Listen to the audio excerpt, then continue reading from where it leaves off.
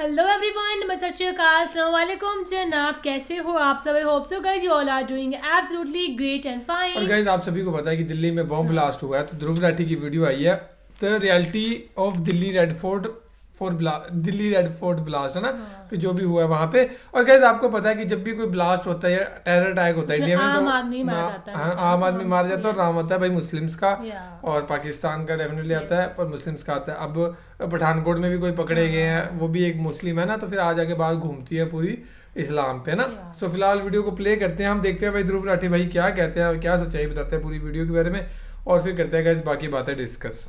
नमस्कार दोस्तों, 10 नवंबर 2025 शाम को 6:45 दिल्ली में रेड फोर्ट के पास मौजूद सुनहरी मस्जिद पार्किंग लॉट से एक Hyundai i20 की गाड़ी बाहर निकलती है।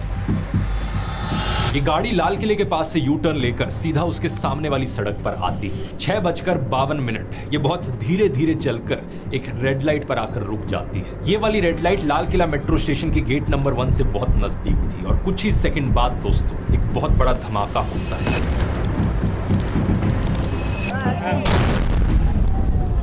ये धमाका इतना बड़ा था कि इससे आसपास की कम से कम 6 गाड़ियां और 3 ऑटो रिक्शाज में आग लग जाती है। पास की मौजूद स्ट्रीट लाइट्स बुझ जाती हैं और मेट्रो के एंट्री गेट पर लगा शीशा टूट जाता है। कई सारी गाड़ियां जो और दूर खड़ी थी उनके तक शीशे टूट जाते हैं और जो गाड़ियां इस धमाके के पास थी उनका मलबा 150 मीटर दूर जाकर उड़ता है। जिस वक्त ये ब्लास्ट हुआ, चांस की बात है, उस वक्त 2 अलग अलग लोग फिल्मिंग कर रहे थे। तो हमारे पास इस ब्लास्ट के 2 रियल वीडियोस मौजूद हैं। एक वीडियो जो अभी आपने देखा और दूसरा ये वाला।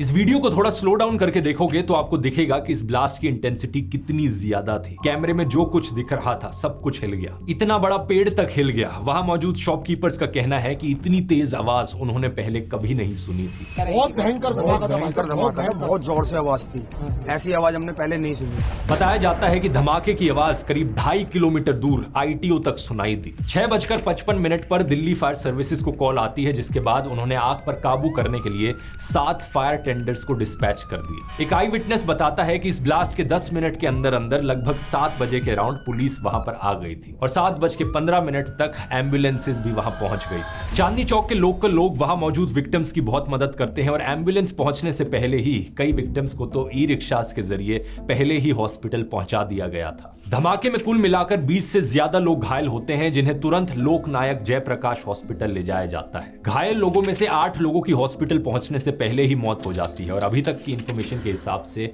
इस ब्लास्ट में 13 लोगों की जान जा चुकी है। धमाके की सूचना मिलने पर बॉम्ब डिस्पोजल स्क्वाड और फोरेंसिक्स की टीम्स भी मौके पर पहुंचती हैं और कुछ समय बाद नेशनल इन्वेस्टिगेटिव एजेंसी NIA और नेशनल सिक्योरिटी गार्ड NSG भी यहां पर पहुंच जाते हैं।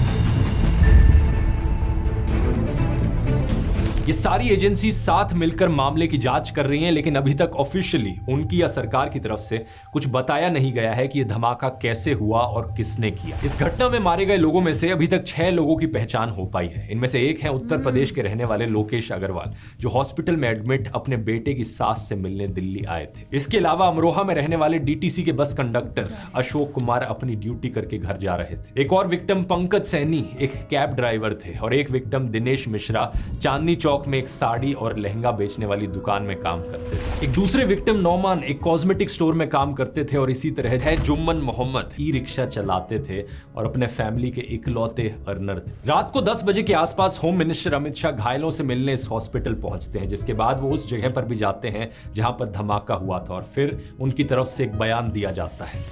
हम सभी एंगल को खुला रखते हुए इसकी गहन जांच शुरू कर दी। अब यहाँ पर सोर्सेज के हवाले से इंडियन मीडिया में कई सारी खबरें चल रही हैं, लेकिन आपको तो इनकी क्रेडिबिलिटी पता ही है।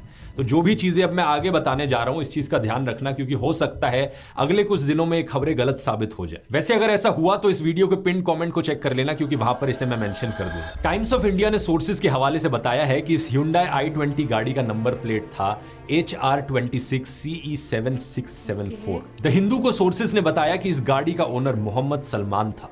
जो हरियाणा के गुड़गांव में रहने वाला था। पुलिस ने जब सलमान को डिटेन किया तो उनको पता चला कि सलमान ने गाड़ी दिल्ली के ओखला में रहने वाले देवेंद्र को बेच दी थी। उसके बाद ये गाड़ी देवेंद्र ने अंबाला में किसी को बेच दी थी और उसके बाद ये गाड़ी और किसी के पास गई। कुछ अखबारों के अनुसार यहाँ पर एक पुलवामा में रहने वाले तारिक का भी एंगल है। इसकी आगे बात करते हैं वीडियो में, लेकिन इससे पहले मैं बताना चाहूंगा कि धमाके के बाद दिल्ली के अलावा मुंबई समेत देश के कई इलाकों में हाई अलर्ट घोषित कर दिया गया है। हालांकि ऑफिशियली अभी तक नहीं कहा गया है कि एक आतंकी हमला था या कोई एक्सीडेंट था, लेकिन कई ऐसी चीजें हैं जो इसकी तरफ संकेत देती हैं कि सरकार अब इसे एक आतंकी हमला मानकर ही चल रही है। पहला, दिल्ली पुलिस ने इस मामले में यूएपीए के तहत एफआईआर दर्ज कर दी है, जिसका इस्तेमाल आतंकवाद से संबंधित मामलों में ही होता है। और दूसरा, भूटान के दौरे पर गए प्रधानमंत्री नरेंद्र मोदी ने अपने भाषण में इस धमाके को एक साजिश बताया है। इसके पीछे के षड्यंत्रकारियों को बख्शा नहीं जाएगा।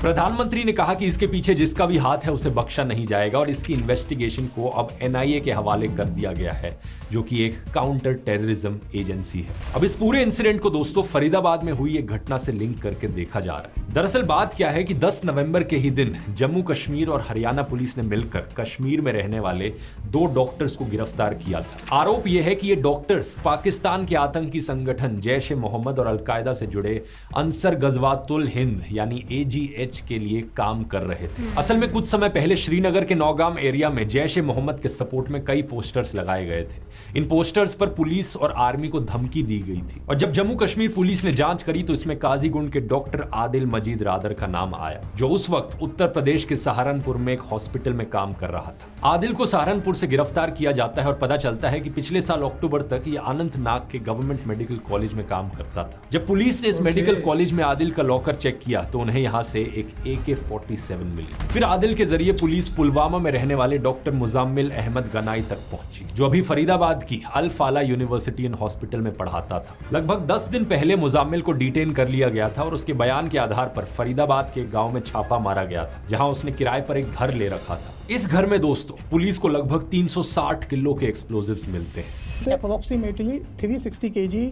जो है इनफ्लेमेबल मटेरियल बरामद हुआ है, जो कि सस्पेक्टेड अमोनियम नाइट्रेट है। बाद में और रेड्स की गई तो एक्सप्लोजिव्स का नंबर 3000 किलो से ज्यादा बताया जा रहा है। इसमें अमोनियम नाइट्रेट होने का शक है, जिसे बम बनाने के लिए इस्तेमाल किया जाता है। इसके अलावा पुलिस ने यहां से एक walkie talkie, 20 timers, batteries, remotes और 5 किलो हैवी मेटल्स और इलेक्ट्रिक वायर्स जैसे बम बनाने वाले सामान को भी इकट्ठा किया। यहीं पर एक क्रिनकॉव राइफल, 3 मैगजीन्स और एक पिस्तौल भी मौके पर मिली। ये सब देखकर ये बात साफ थी कि यहाँ पर एक बड़ी साजिश रची जा रही थी। इनकी गिरफ्तारी के बाद लेकिन दिल्ली में रेड फोर्ट के ब्लास्ट से पहले पुलिस ने यह भी कहा था कि यह ऑपरेशन अभी भी जारी है। तो फरीदाबाद में आतंकवाद के आरोप में जो अरेस्ट हुए और दिल्ली में जो रेड फोर्ट ब्लास्ट हुआ, इन दोनों को एक साथ जोड़कर देखा जा रहा है। द इंडियन एक्सप्रेस ने जम्मू कश्मीर पुलिस के टॉप सोर्सेज के हवाले से बताया है कि दिल्ली में जो ब्लास्ट हुआ वो फरीदाबाद में अरेस्टेड लोगों से कनेक्टेड है। हालांकि इस बात को भी अभी तक ऑफिशियली नहीं कंफर्म किया गया है सरकार के द्वारा, लेकिन इंडियन एक्सप्रेस के मुताबिक इस ग्रुप में मुजाम्मिल और आदिल के अलावा 2 और डॉक्टर्स शामिल थे। इनमें से एक लखनऊ की एक महिला डॉक्टर है जिसे गिरफ्तार किया जा चुका है, लेकिन एक डॉक्टर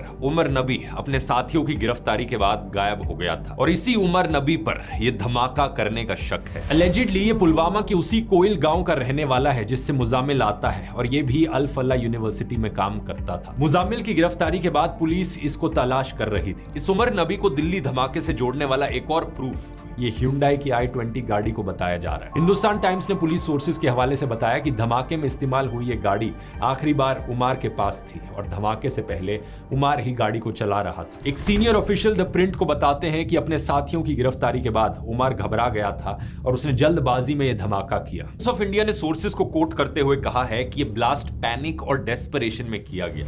यह बॉम्ब लूजली असेंबल्ड था और पूरी तरह से डेवलप नहीं हुआ था, जिसकी वजह से इसका लिमिटेड इंपैक्ट रहा और कोई शार्पनर नहीं मिले। उनके अनुसार उमर ही इस गाड़ी को चला रहा था और इस ब्लास्ट के एक्सप्लोजिव्स उसी तरह के हैं जैसे फरीदाबाद रेड्स में मिले थे। पुलिस ये जांच कर रही है कि मारे हुए लोगों में उमर शामिल है या नहीं। इसके लिए उमर की मां का DNA सैंपल लिया गया है। ये एक बेहद ट्रैजिक और दिल दहला देने वाली घटना है। 13 मासूम लोगों की जान चली गई, कितने परिवार उजड़ गए। ऐसी घटनाओं के बाद जो सबसे जरूरी चीज होती है वो ये है कि हम सब अपना धैर्य और विवेक बनाए रखें। आतंकवादियों का मकसद होता है देश में आतंक फैलाना, और ऐसे समय में इसलिए जरूरी होता है एक दूसरे के साथ खड़े रहना। 3 चीजों से यहाँ पर दूरी बनाकर रखें। पहला, वो टीवी मीडिया चैनल्स जो इस इंसिडेंट को सेंसेशनलाइज करेंगे टीआरपी के लिए। दूसरा, सोशल मीडिया पर वो नफरतखोर ट्रोल्स जो इस इंसिडेंट का इस्तेमाल करेंगे समाज में नफरत फैलाने के लिए। इन लोगों को पहचानना इतना मुश्किल नहीं है, ये हमेशा इस फिल्मी विलन की फोटोज और वीडियोस शेयर करते हैं। वो ऐसे आतंकवादी हमलों का इस्तेमाल करते हैं अपने अंदर भरी नफरत को जस्टिफाई करने के लिए और समाज में यही नफरत फैलाने के लिए। और तीसरा, अपने अंदर के खुद के बायसेस। बहुत से लोगों की ये टेंडेंसी रहती है जब किसी भी इंसिडेंट में सफिशिएंट इंफॉर्मेशन अवेलेबल नहीं है तो वो इंस्टेंटली कंक्लूजन्स पर जंप करने की कोशिश करते हैं। जैसे कि कई सारे कमेंट्स मैंने सोशल मीडिया पर देखे कि बिहार इलेक्शंस अगले दिन थी, उससे पिछली रात को धमाका हुआ, तो पक्का इसके बीच में कोई कनेक्शन होगा। मैं मानता हूं कि इस सरकार ने ऐसे कई काम किए हैं जिससे इन पर बिल्कुल ट्रस्ट नहीं किया जा सकता, लेकिन इस तरीके से बिना किसी सबूत के इस तरीके से कंक्लूजन पर पहुंच जाना ये भी बहुत गलत है। चीजों को हमेशा क्रिटिकल नजरिए से देखिए, लेकिन बेबुनियादी कंस्पिरेसी थ्योरीज मत फैलाइए। लेकिन इसके अलावा यहाँ पर सवाल पूछने भी जरूरी है। कई सारे सवाल यहाँ पर उठते हैं, खास तौर पर होम मिनिस्टर अमित शाह के ऊपर। जनता के सामने उनकी अकाउंटेबिलिटी बनती है। आखिर बॉर्डर उनके कंट्रोल में है, देश की इंटरनल सिक्योरिटी उनके कंट्रोल में है। तो सबसे बड़ा सवाल यहाँ पर ये उठता है कि आखिर 3000 किलो एक्सप्लोजिव्स कैसे आ गए फरीदाबाद में। ये वही सवाल है जो 6 साल पहले भी उठा था पुलवामा हमले के दौरान। आखिर 300 किलो एक्सप्लोजिव्स कैसे आ गए देश के अंदर। मैं उम्मीद करता हूं यहाँ पर अच्छे से इन्वेस्टिगेशन होगी और सालों तक का इंतजार नहीं करना पड़ेगा जनता को इस सवाल का जवाब पाने के लिए। तो गाइस ये थी वीडियो, और भाई पूरा का पूरा जो है इन्होंने सच बता दिया। हाँ, कैसे हुआ, क्या हुआ, और बात बिल्कुल सही है यार। ये डिस्कशन सारी जगह चल रही थी कि ऐसे कैसे एक्सप्लोसिव आ गया यार, है ना, ऐसे कैसे इतनी चेकिंग सब कुछ इतना ज्यादा है, पता लग ही जाता है यार जो भी चीज़ है ना। यहाँ पे शराब की बोतलें होती है नॉर्मल सी, वो पकड़ी जाती हैं, ये तो फिर भी बहुत बड़ा एक्सप्लोसिव है ना। ये भी अंदर आया तो फिर आ जाके भाई टारगेट सारी सरकार ही है, आपस में करे जा रही है हम सभी को लड़ाने के लिए ना। तो बाकी ये वीडियो गाइस, क्या कहना चाहते हो वीडियो में जरूर कमेंट करके बताइए। Thank you so much for watching. Next video में